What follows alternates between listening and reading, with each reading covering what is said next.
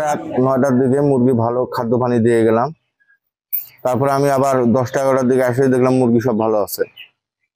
হঠাৎ সকালবেলা এসে দেখতেছি চতুর সাইডে মুরগি মরে মরে আছে, পট উঠানো। আমার কিস্তি তোলা টাকা আমার কে জানি 20 রিক্সালাম, ধ্বংস হয়ে গেলাম। আমি নিঃস্ব হয়ে গেছে, আমার লাখ 10 টাকা নষ্ট হয়ে গেছে একবারে। সব 20 কিলো মুরগি সব মেরে ফেলাইছে, আমার সবকিছু ধ্বংস করে ফেলাইছে।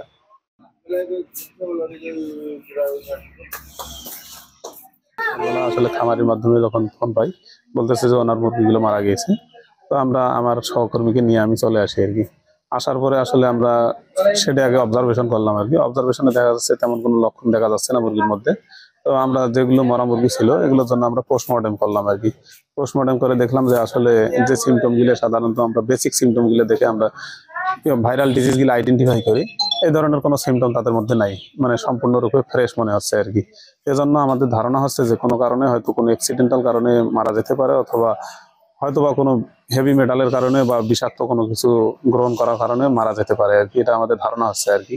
তো এই ধারণা তো আমাদের আসলে করলেই হবে না, এটা টেস্ট করে কনফার্ম হওয়া দরকার। আর এটা টেস্ট করার জন্য আসলে আমাদের ফেসিলিটি আছে, তবে ঢাকায় নিয়ে যেতে হবে আর কি।